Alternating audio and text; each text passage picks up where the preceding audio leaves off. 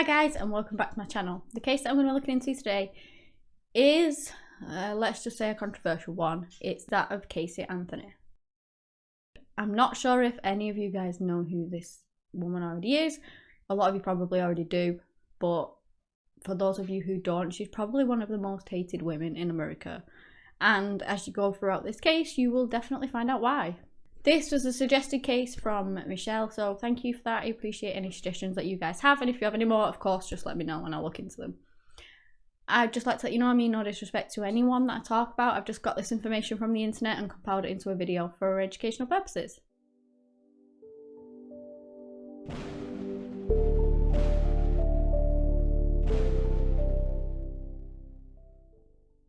Casey Anthony was born on the 16th of March in 1986 in Warren, Ohio to parents George and Cindy. She also had an older brother called Lee, and he was 4 years older than her, I believe.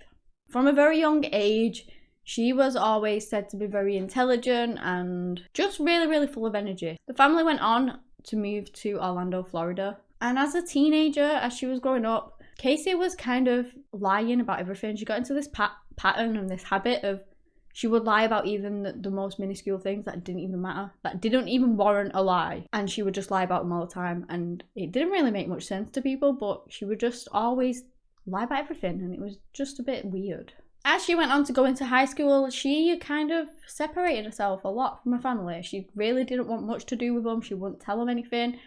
And she just kind of kept them at arm's length, even though she did still live with them. Casey was very much a girl that didn't like being alone, so she always wanted to be in a relationship with someone.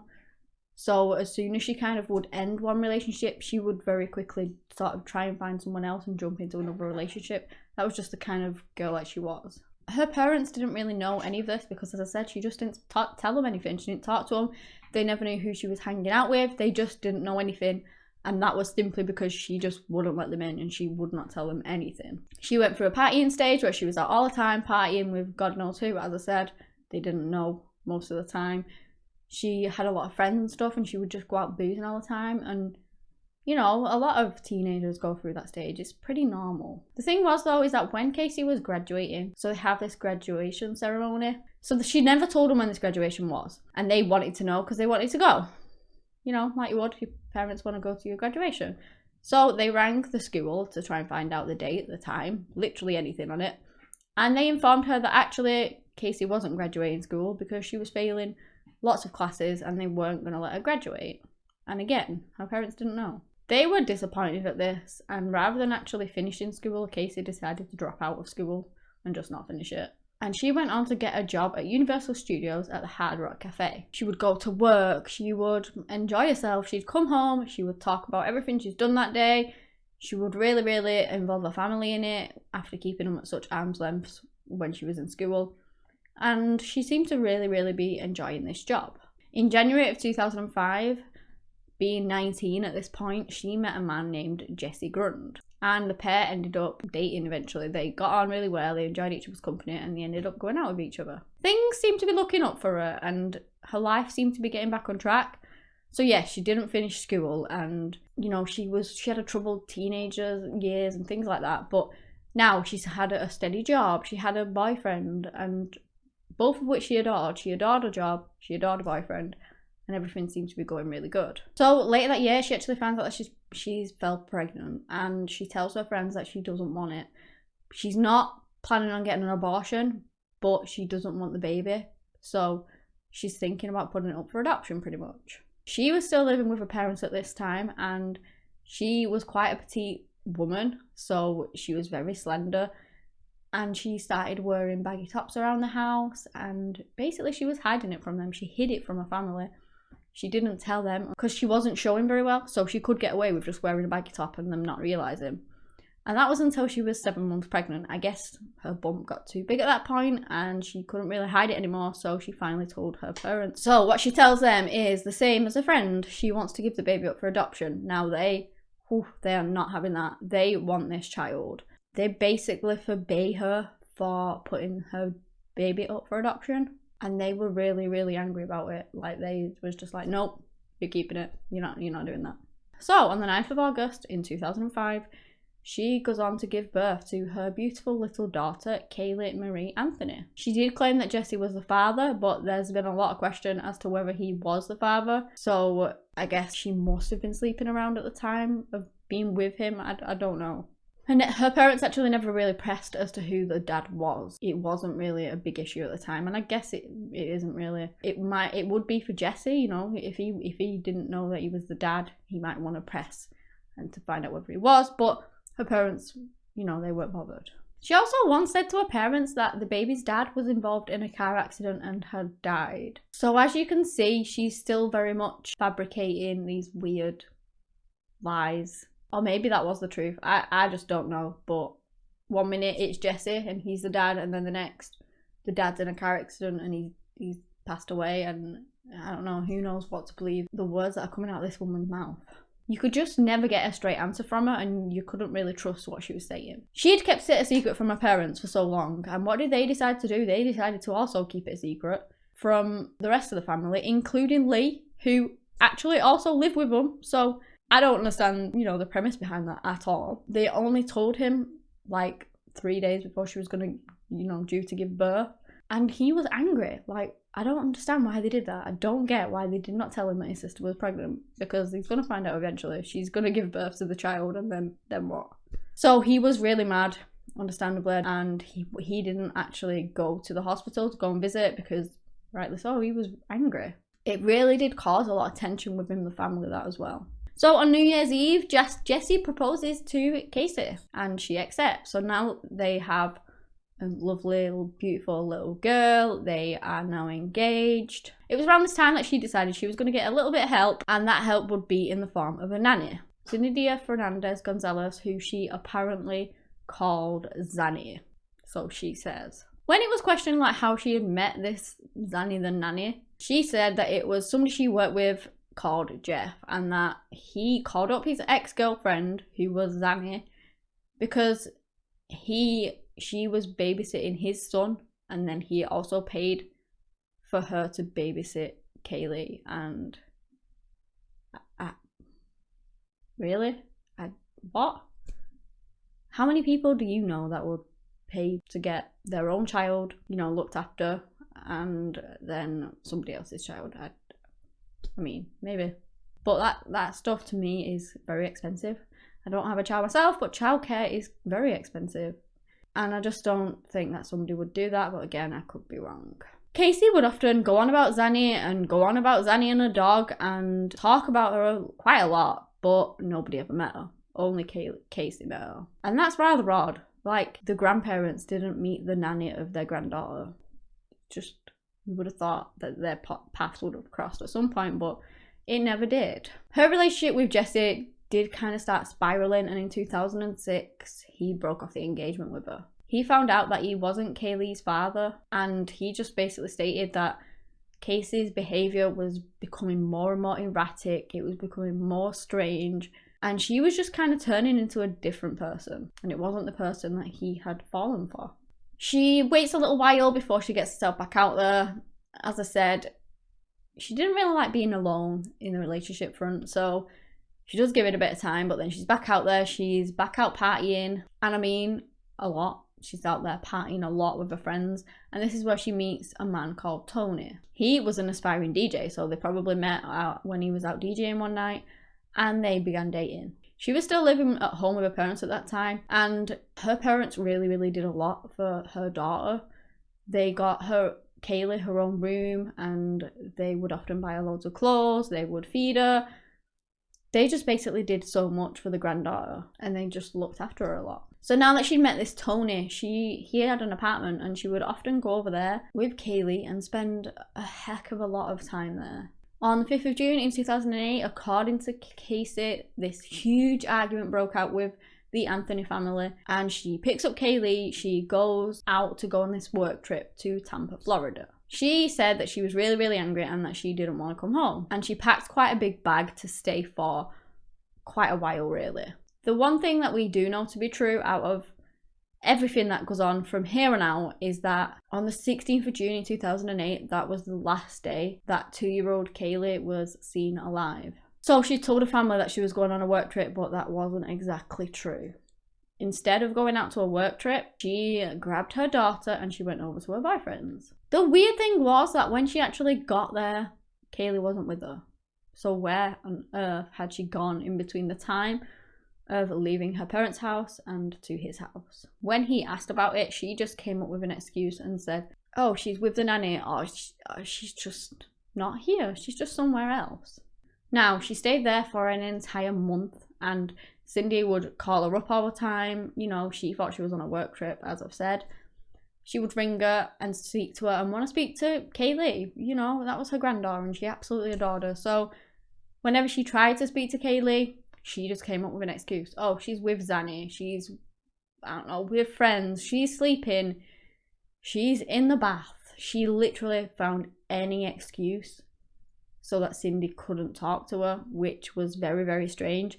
I get, okay, she is being taken care of by a nanny, but the paths are going to cross at some point. You know, how often are you going to not be able to speak to her because she's literally there, like, all the time, or she's asleep, or something. There was always something.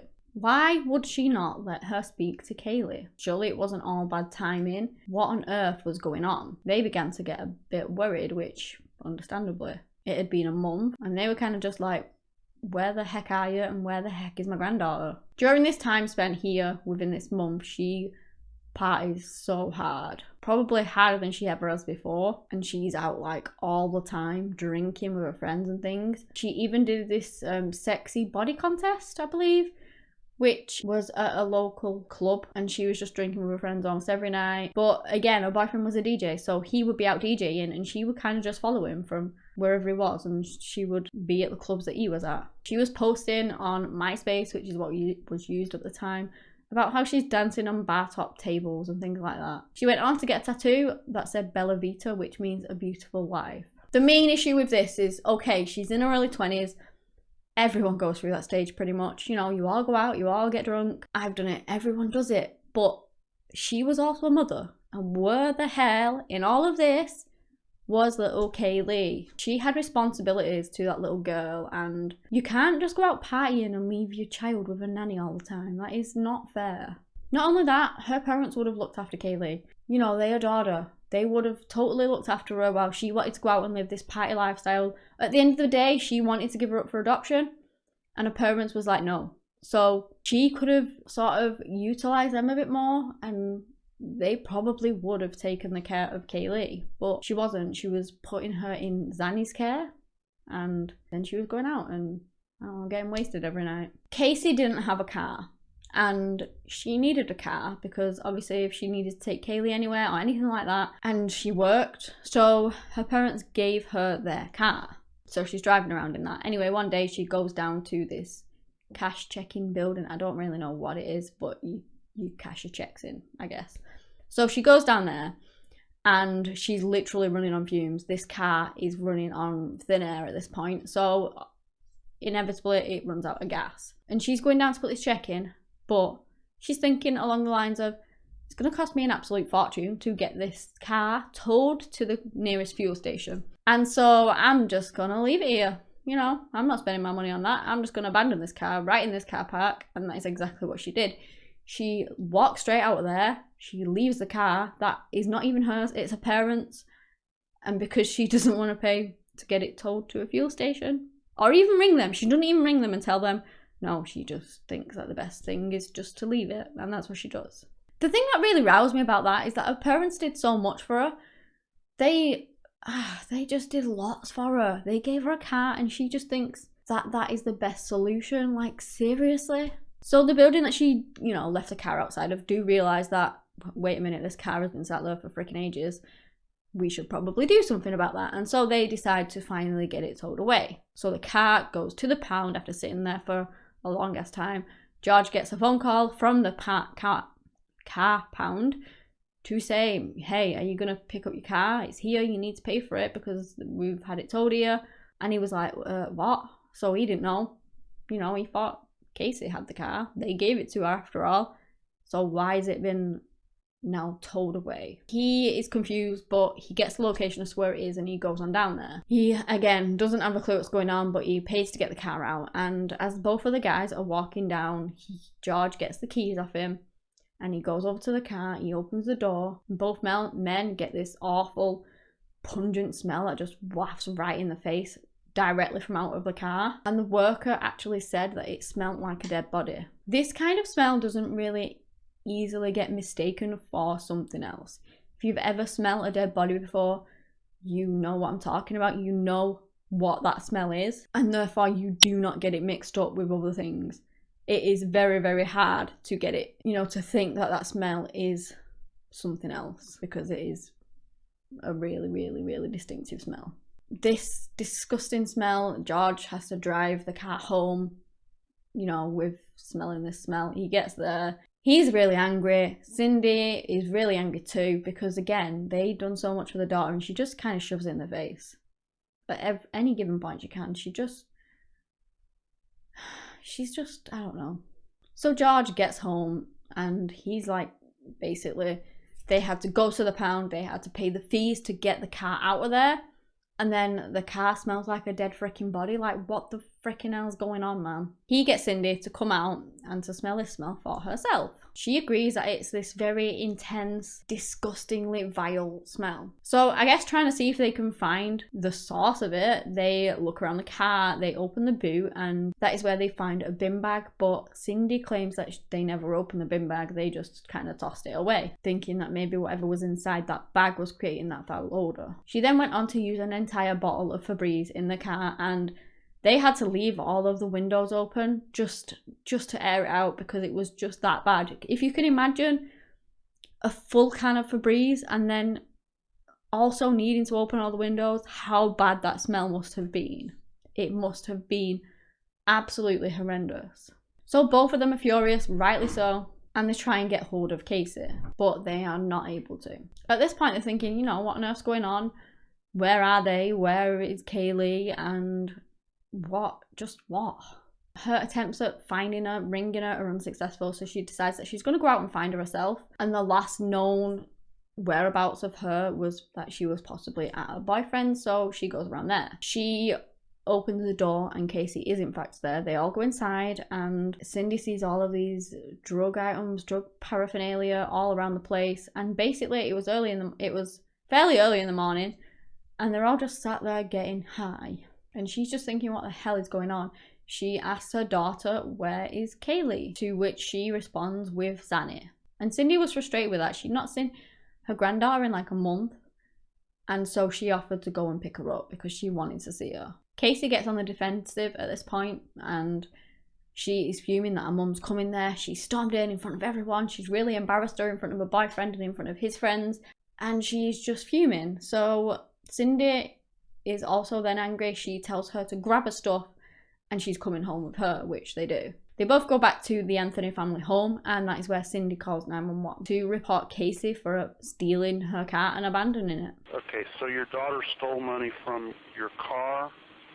No, my car was stolen. We've retrieved it today. We found out where it was at. I've retrieved it. I've got that, and I've got affidavit for my banking account. I want to bring her in.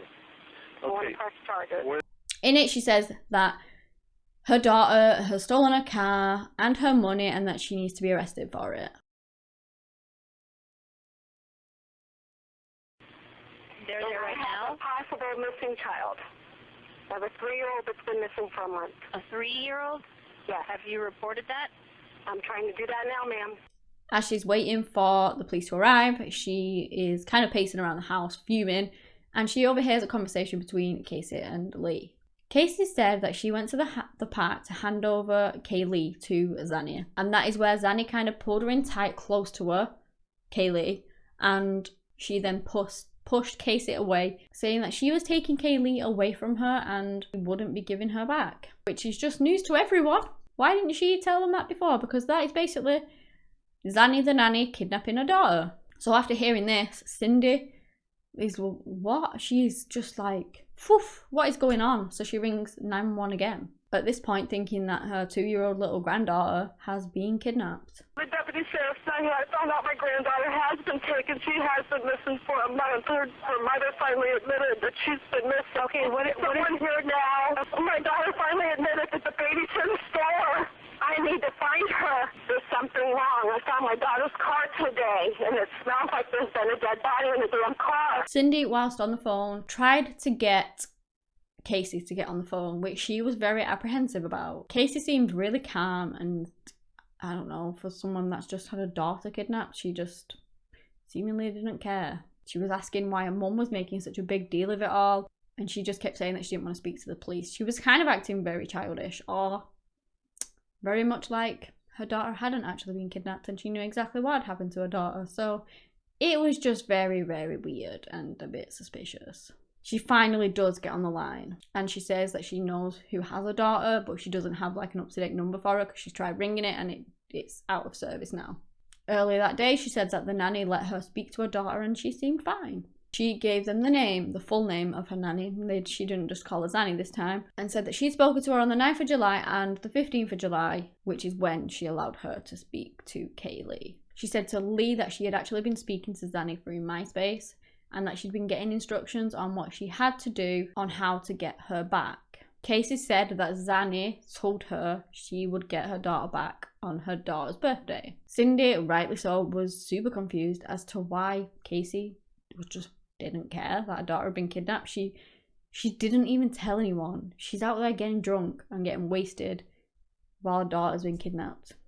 Let me just slot in here as well. Remember how I said she was partying hard through that month that obviously she stayed at her boyfriend's? Just to put it into context, when she participated in the hot body contest, that was 3 days after Kaylee's apparent kidnapping. So that just goes to show how much she cared. 12 days later is when she got her new tattoo.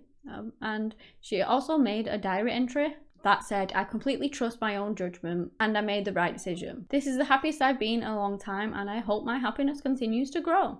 The happiest she's been in a long time. Her freaking daughter had been kidnapped. It was just ridiculous. Police finally arrive and they ask Casey to take them to the place where she dropped Kaylee off, or where she knew that Zanny was staying. She takes them to Shawgrass Apartments, where she points out an apartment that Zanny is staying in. This was apparently where she'd left her daughter. This was the last time that she had seen her daughter. And she went on to give a description of Zanny. She said that she was 25 years old, 5'7", 140 pounds, black hair, she was from New York, and she was a 10.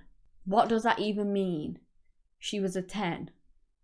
She's trying to say that she's stunning? What? Why would you give that as a description of a person that had kidnapped your daughter? Police go up to the apartment that she has stated was Zanny's and they get no answer. They look inside, kind of peeping through the windows and stuff, and inside it looks like nobody's lived there for quite a while. They go to the landlords and they ask for records as to who has lived in that apartment, and guess what? No one had lived there since March. They asked to pull surveillance from the day that Kaylee was supposedly dropped off there. It's kind of over the parking lot, over that sort of door. You can clearly see that door, and it clearly shows if anyone was exiting or entering or anything around that building at any point. They never once saw the woman that Casey described. They never once saw Casey, and nor did they see Kaylee. They knew that she was lying at this point because, of course, she is. She's not caught on the camera. So where the hell is Kaylee? And why is she pretending that she's with this Zanny woman who apparently, at this point, doesn't really seem to be like a real person? So what they do is they try and get the history of Casey and look into her more because she's acting weird. She's lying about where her daughter is and where this nanny lives because she doesn't live there. She tells them that she works at Universal Studios and they look into that and oh boy, they find out that actually she doesn't work there. She's not worked there in a very long time. What I don't understand is where she was all the time that she was working because she wasn't there. Police kind of played her a little bit. They didn't tell her that they knew that she didn't have a job and she wasn't working there at least. And so they told her to takes them to her boss at the studios, and she plays along as if she really does work there. Now, apparently she had actually worked there for a very short period of time, but then she had gotten fired like ages ago and was still pretending that she worked there even though she didn't. So this woman brazenly walked past security. She walked through the employee's entrance. Again, she did work there, so she knows where she's going, kind of. She gets to the offices and she gets all kerfuzzled. She gets confused as to where she's going because she gets a bit lost and kind of leads them a bit around in a few circles before she finally tells the truth. She stops and finally admits that she doesn't work there. And the police just uncovered so many lies that she'd spun from that point onwards. On the 16th of July, she was arrested and charged with neglect of a child, obstruction of justice, and making false statements. Cindy speaks to the police and they speak about the car because obviously this car smelt like death. It smelt like a dead body had been in this car, and even Cindy on the police phone call said that herself. So she thought along the same lines too. Well, now she has changed her story. She basically said that there was trash in the boot and they found pizza with maggots in it, and that it was rotting pizza that was the smell of death. The police push her, like, you know, they say like the 911 call, you said it smelled like death, and now suddenly it was rotting pizza. But she sticks by it. She just says that. I'm sorry, it's not funny. But it's just, oh, I don't even know how you can say that a rotten pizza smells like a dead body. I don't know. Either way, she sticks with that. And she now says that it was a rotten pizza that they smelled and not a dead body. So the whole bottle of Febreze she used and the windows open was because of that dead body rotten pizza.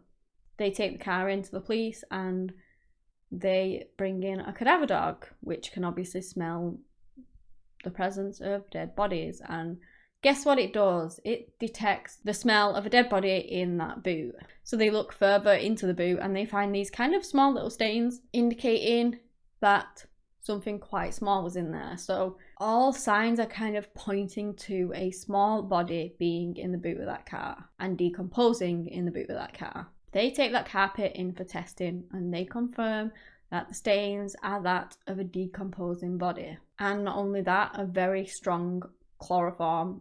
They also found this hair in the boot and they sent it for testing and they said that it could have been one of the three people. So it could have been Cindy's, it could have been Casey's, or it could have been Kaylee's.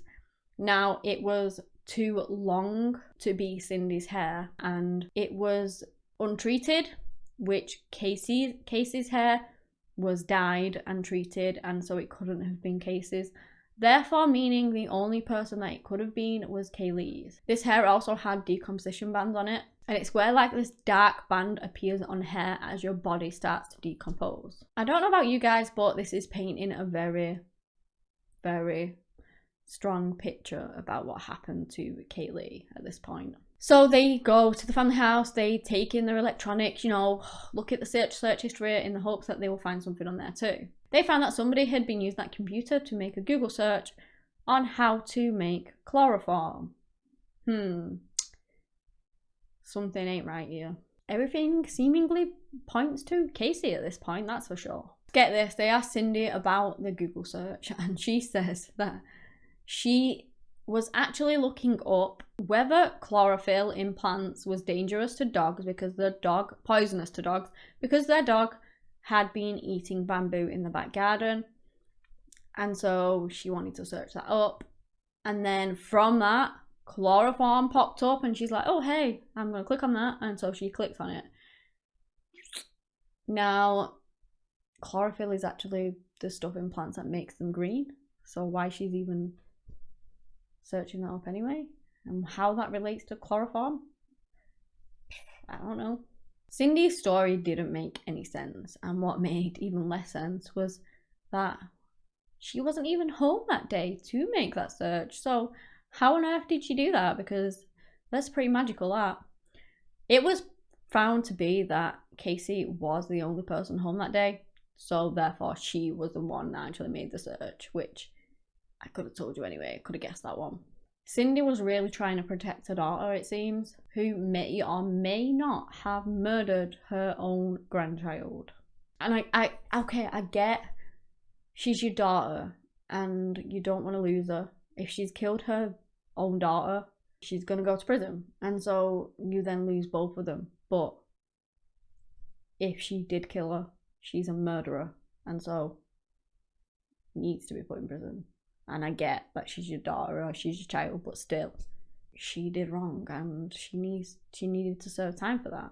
Anyway, police show Casey a lineup of Zenida Gonzalez. They found, you know, a woman that is called that. And so they put her in this lineup for Casey to pick out, and she doesn't know which one she is because guess what? She actually was a real person, but not the Zanny that Casey knew, apparently, because she didn't pick her out. A few months later, Zenida did file a defamation lawsuit against Casey. Eventually that does get thrown out, which I don't know, I'm not even going to go into that, but it does get thrown out. So Casey is put in jail, and a few months after being in there, her parents go to visit her. They tell her that people are saying that Kaylee is dead. Her response to that is rolling her eyes and saying, surprise, surprise. Cindy goes on to ask her what her gut feeling is about Kaylee, and she says that she believes she's okay in her heart and that she thinks that Kaylee is not very far. Now let me just say here that that is probably one of the only truthful things that she has said about her daughter in a while, and you will find out why. Casey hires Jose Bez, I don't know how to say his surname, I apologize, as her attorney, and he gets her bail set at $500,000. This was paid and she was then released with an electric monitoring device fitted. She goes back to her parents' house, and at this point in the media, the case has absolutely blown up. It is everywhere and everyone knows everything about it. And the media is crawling over the Anthony household. They're just absolutely everywhere. And let me just say, because of that, there are countless incidents on that street because the public were just so angry that she was allowed out. Let's just say that it was a very unpleasant street to be living on for everyone, and just leave it at that. On the 29th of August, Casey was arrested again, but it was nothing to do with killing her own daughter. She was arrested for writing 4 checks for almost $650 without the persons who checks they were permission. She was just really stupid. She's out on bail for the suspicion of murdering her daughter, and she's there forging checks and crap. Just really? She gets put on bond again, and her parents pay, this time they pay $500,000 to get her out again, and she was released once again into their care. I don't get it. I get that she's the daughter and that they love her, but seriously, how much wrong can she do before they just stop? I mean, it's not my place, but oh. On the 11th of December in 2008, which was 5 months after Kaylee had gone missing, they find something. Less than a mile away from the Anthony household, a utility meter reader was out just doing the job, around about 20 foot away from the actual road, when he sees what he thinks is a skull. He goes over and pokes it with a stick, realizes that, holy crap, it is a skull, and he called the police. He actually had tried to apparently report this on 3 different occasions, but the police just kind of, I don't know, didn't believe him, ignored him, just never went out there. I don't know. They just didn't go. Which you would have thought that they would, because it was well known that Kaylee was missing, and so the reporting of a skull, surely that would have given them, I don't know, warrant to go over there, but they just didn't. Apparently he first found it a couple of months before. He had rang them to check it out, and they didn't take him seriously. They said that someone would come out to the area, and they just never did. He went out again and he called 911 again, but this time a team is finally sent out and they discover the remains. They find a skull, the skull in question, which has duct tape around the nose and mouth. They find another laundry bag close by, which has the rest of the bones in, and these bones are wrapped up in a Winnie the Pooh baby's blanket. Instantly, they knew that these were the bones of a young child. On the 16th of December, they announced that a DNA test does confirm that these remains are that of Kaylee. They get a warrant to search the Anthony household, and when they go in, they find that Kaylee's room is Winnie the Pooh themed, just like that blanket that they found her wrapped in. They also find the same white laundry bag. It was part of a set of 2, like a pair, and so they come in 2s, but they found one of them in the Anthony household. The other one was missing. The other one had Kaylee's buttons in it, most likely. These items showed that whoever killed Kaylee had access to the family household and was not a stranger.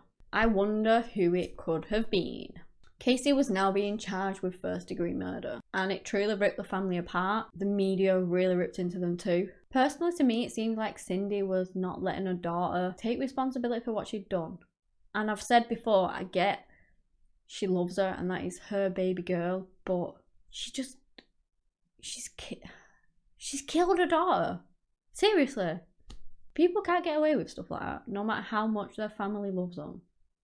How many serial killers out there? How many have loving family members that absolutely adore them, but, you know, I don't know. Okay. George wasn't taking it very well on the other side. He was more level-headed and he was more like, my daughter's a killer kind of thing. Which is hard to find out. Of course it is, and it's devastating. But she made her choice and she chose to kill her little girl. She should live with the consequences of that. In January of 2009, George was really struggling. He was at this hotel, he was mixing drugs and alcohol, and he basically tried to kill himself. Someone had called the police to do a wellness check, so they go in, they find him luckily in time, you know, but he had wrote out this suicide note, which he ended with, Kaylee, here I come. And it just hit him so hard, and he just felt like he couldn't cope anymore. Luckily, as I said, he was found before he could fully go through with it. But that truly breaks my heart. Like, Cindy's the one saying that she didn't do anything wrong, and he is essentially suicidal because he knows his daughter's done it. And it just destroyed him, and that is sad. On the 24th of May in 2011, Casey's trial begins. George and Cindy were actually allowed in because they were the grandparents of Kaylee, but they were also witnesses. So that is why it kind of was a conflict of interest, but they allowed them in anyway. They were only let in on the promise of them showing no emotion, which is going to be really difficult anyway, but that is what they had to do, and so that is what they tried their best to do. And they were picked apart for that as well. So they're in there not showing any emotion because they have to, and the media and everyone is just slating them for it, but it's the only way that they could get in, and so that is what they did. If they showed emotion, they would have just got booted right out of there. As you can gather by now, Casey has lied completely through pretty much the entirety of all this. There was no nanny, she never had a job, and it really did beg the question as to how a person could just live a lie like that. Now, bearing in mind, she said all this in trial, so in front of everyone. She took that stand, and this is what she said. At the age of 8, her dad had molested her, and she learned to lie at such a young age because of that. Now, George took the stand, and he said that he never molested her. They said that it was proved because the first time she actually went to a gynecologist was when she was 7 months pregnant. I don't understand that, really. Like, how is that proof? But I don't know. That is what they said. I can't imagine how George must have felt in that moment. He wasn't allowed to show emotion, and it was just a complete and utter shock to him. He didn't know that that was where they were going to go with it. He was just kind of blindsided by it, and his own daughter, his own flesh and blood that he adored, was saying that he molested her. This woman was just shameful. He was so crushed, and he was so shocked. And he was already having a really difficult time before that, and I just can't imagine how hard that must have been for him. Not only did he lose a granddaughter that he adored, he had now lost his daughter and his wife, because his wife was really backing up the daughter, so he just lost everyone in one fell swoop. Of course, I can't say for sure that it didn't happen. It's just that going off Casey's history and her complete lies about everything, and the fact that she had never mentioned it before up until at that point, I just don't think it happened personally. So the prosecution came forward with their theory. They said that Casey had killed her daughter using chloroform to basically knock her out. She then used duct tape to cover her nose and mouth, blocking her airways, wrapped her up in her favourite Winnie the Pooh blanket, shoved her in the boot, and then went to her boyfriend's house the next day. The day after, they believed that she took Kaylee's body out into the woods in a trash bag and then just dumped her there.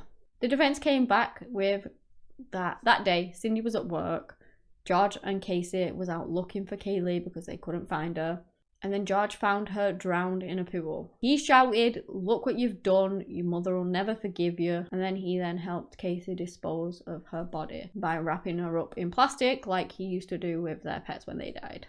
Cindy's theory was that Kaylee accidentally drowned in the pool while Casey was watching her. She panicked and tried to get rid of her body, but didn't really think about and realise what she was actually doing. George had his own theory too. He thinks that Casey was actually giving Kaylee Xanax to help her sleep. Possibly that's where the name Zanny came from, just, you know, maybe it wasn't picked out of the blue. That she gave her too much and that she never woke up. There was also this suspicion that she'd used chloroform to knock her out and then, I don't know, it had gone too far and she just didn't wake up. The thing that I don't understand is, where has the duct tape come from? Why did she duct tape her nose and mouth if she had accidentally given her too much Xanax, or she'd accidentally drowned, or accidentally anything? That's the real big question, for me at least. The Casey Anthony trial and overall case was just an utter and complete mess and basically a shambles. Her team was blaming everyone and anyone that just wasn't her, pretty much, even though pretty much everyone knew it was her. Then you've got the jurors who were talking about the case outside of the trial, which is just a huge hell no. It should not happen. It is not allowed to happen. But yeah, they were doing it and it was just wrong. One of them was out there selling information to an online blogger. I told you it was a mess. It was like, I've seen it described as a circus, and that is what it was like. Casey's team really tried hard to point the finger on George and basically say that it wasn't her fault because her dad molested her. It was all his fault. Opinions got mixed up with facts, and it was just, I don't know, it was just wrong. They were focusing on things that didn't really matter. They were also focusing on things that weren't factual. And the trial just went on for such a long time, and it was a shambles, and everyone just got confused and everything just got lost in it all. On the 5th of July, after around over 10 hours deliberation, the jury returned with their verdict. And at this point, you may be thinking, guilty, guilty, because that is what I'm thinking, and that is what a lot of people were thinking at that point, but they found her not guilty. And the reception of that was just, people were utterly furious with that verdict. And it really only happened because they just messed around in the trial so much. They focused on George and what he might have done to her, which wasn't even on trial at the time. You know, he's not on trial for what he's done to her if he did anything to her, which I don't believe he did. But that wasn't the focus of it. They were basically trying to say that it wasn't her fault, and what they were actually there for was just lost in it all, which was the murder of a 2-year-old little girl. That was what they were there for. Not whether her father molested her. He didn't make her do it. Even if he did molest her, he didn't make her kill his daughter. But I cannot understand it. This trial was just, I don't know, it was just a mess. It was just so wrong. Everything in it was so wrong. Casey was charged of something though. She was given 4 misdemeanor charges of giving false information to a law enforcement officer. Judge Perry sentenced her to 1 year in county jail for that, which she had already been in jail for 3, so counting time served and good behaviour. She just didn't have to serve any more time, and that was that. And on the 17th of July in 2011, she was just released. After the trial, it came to light that she had filed for bankruptcy 2 times and that she didn't have enough money to pay for her attorney, Jose. So naturally, she went on to pay him in sexual favours. Now, of course, it's not illegal to sleep with your lawyer, but I don't know. Maybe she was having relationships with him before and he decided that he was going to defend her because of that. I don't know. In 2017, it came out that there were these other family searches in the household on the family's computer that had looked for suffocation and for foolproof suffocation, which again happened when only Casey was at home. The others, nobody else was there. She had done the search, that was proven, and that 48 hours before her arrest, her history had been wiped clean, which is always going to be suspicious. Let's just say that. That same year, she did an interview and she said that she remembers waking up that morning, saying bye to her mum, going back to sleep, then waking up and Kaylee was missing. So she's changed the story here years later. She can't even remember to stick to the story that she said, because now, I don't know, she wakes up and she's gone. It just doesn't make any sense. And it was new news to the entire world, but yeah, okay. She also went on to say that she's okay with herself and that she sleeps good at night. Good for you, Casey. Good for you.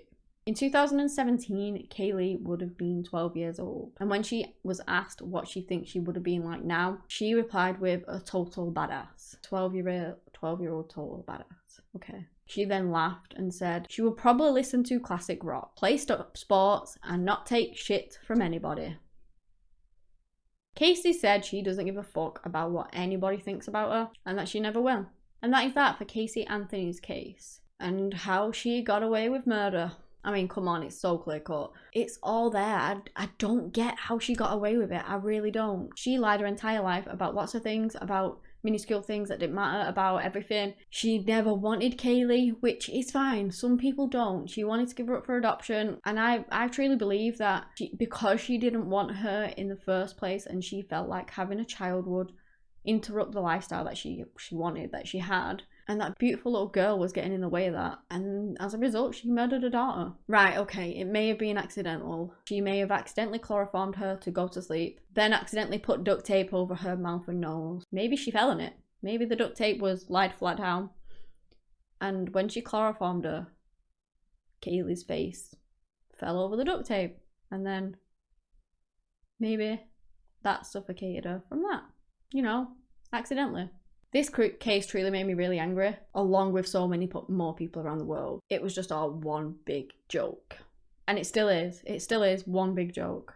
State records show that in 2020, Casey had filed documents to start her own private investigations firm in South Florida. Go figure. So yeah, guys, if you ever want any PI, you know, to go and look into something, you could get Casey, the murderer, to go and look into your husband that's cheating on you. Or your wife that's cheating on you. So what do you guys think? Do you guys think that Casey killed her daughter? Or do you guys think that Casey killed her daughter?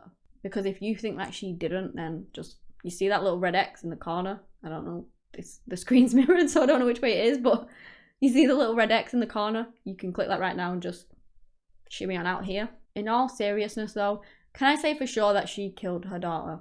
No. Was she found guilty for killing her daughter? No. But I don't know. I don't know how much proof you need and how much evidence that points to her as to doing this. Accidental or not, she should have served some time.